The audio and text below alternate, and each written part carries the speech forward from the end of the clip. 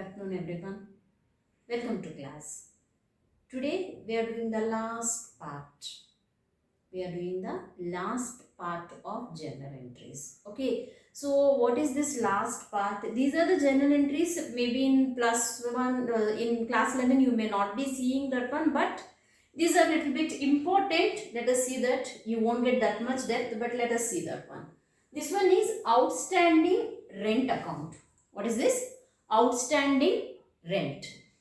Till now we have seen rent paid or rent received. If it is received, we will be treating it as income. Income is increased, so we have to income received cash account debtor to rent account. That is what we used to write if you receive the rent. If you pay the rent, we are writing rent account debtor to cash account. But what is this one? This is outstanding rent. That means on the due date, they have not made the payment. They didn't pay the rent on the due date.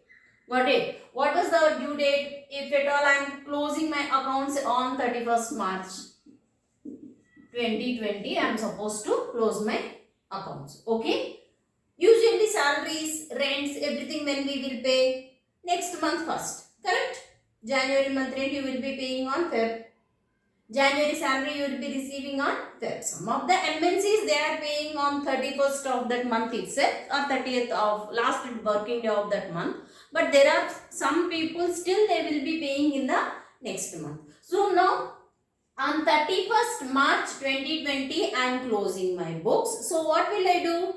Whatever I have paid in that academic year, whatever I have paid in that academic year, that I will show.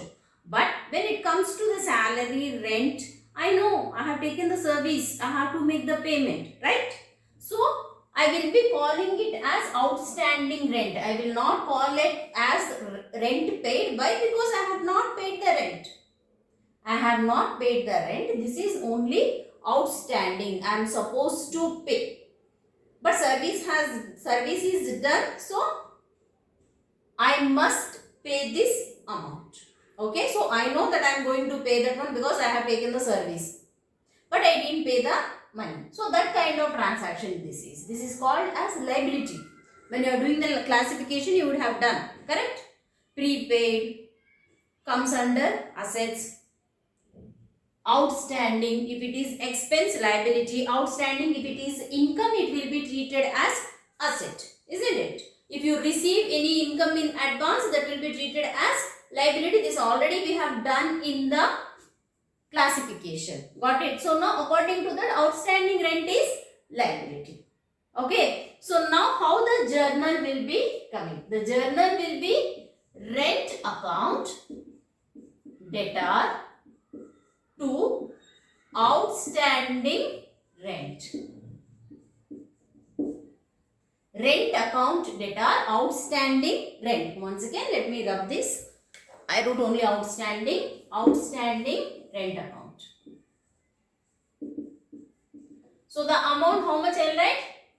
10,000 debit side, 10,000 credit side. I said outstanding rent is liability. Correct? Outstanding rent is liability. If it is liability, whenever liability is increasing, what is the rule of liability?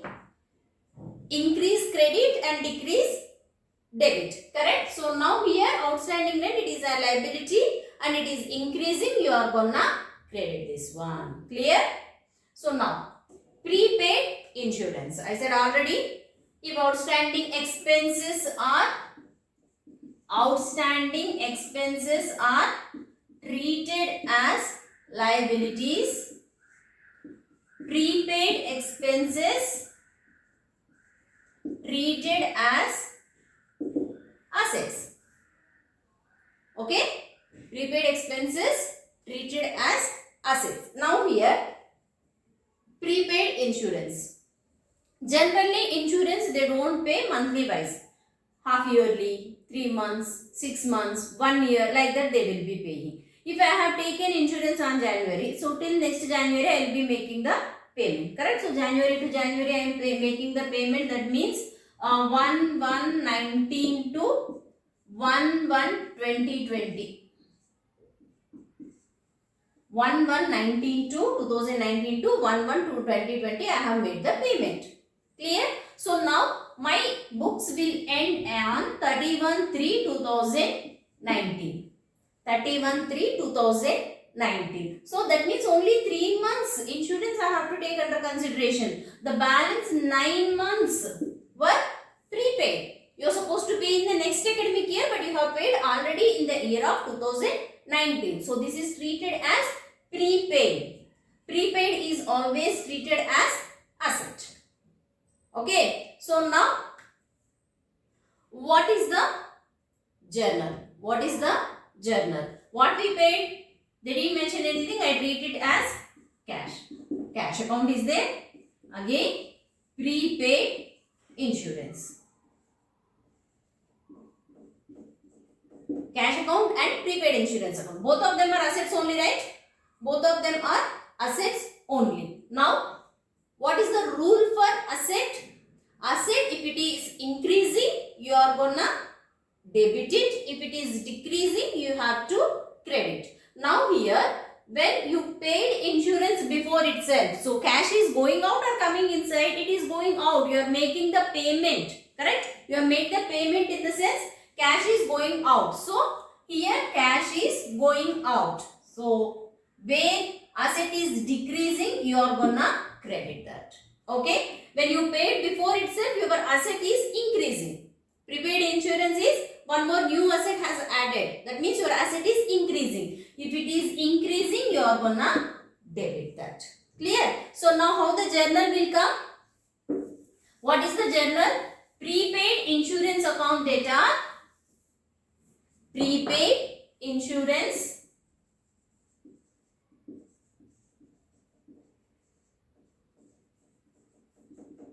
data to cash account. 5,000 and 5,000.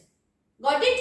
Copy them. Then we will go for some more adjustment entries or some more like compound entries which are very much important and you can't find them so easily. Those journals we will write down. Some more we will write down now.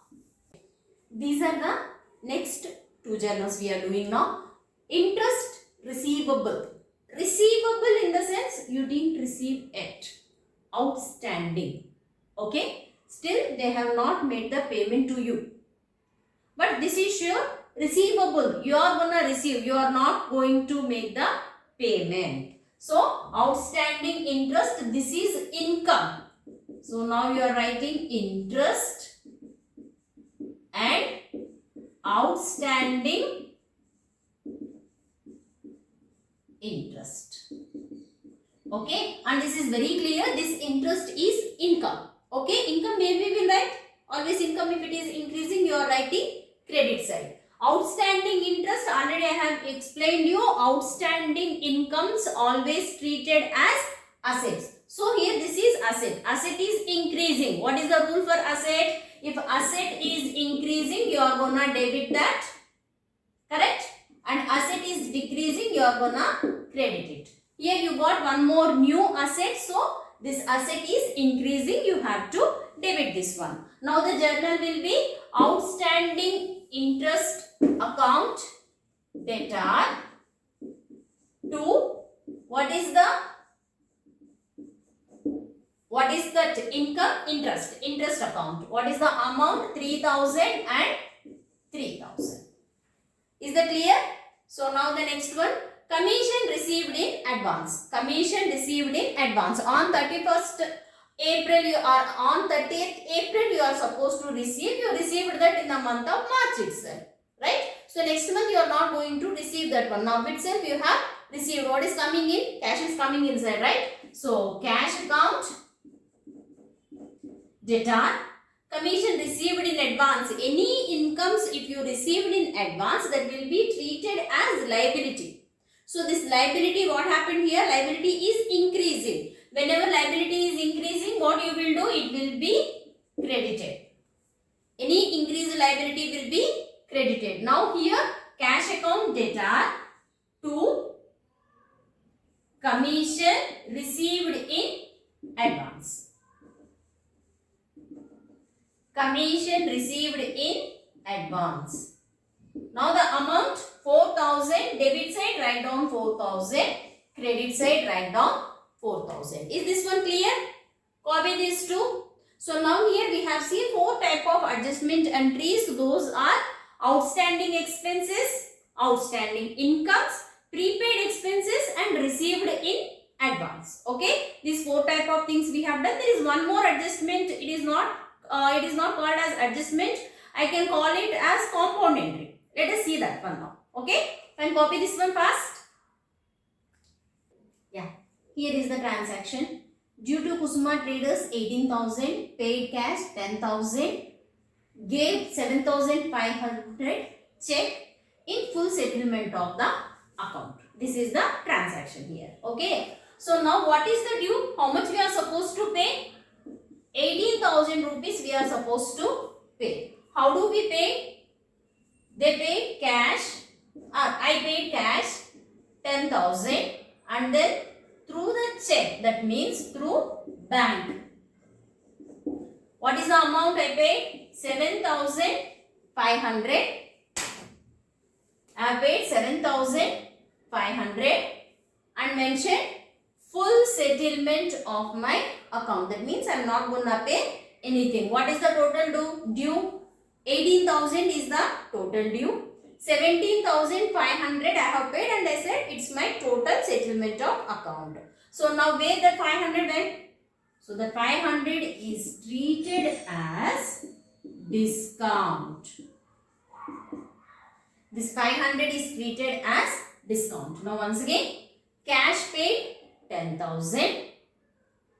Through the check, that means through the bank we have paid 7,500 and the discount 500. So total 18,000 is clear. Right? Now how the journal will come. So Kusuma will be there.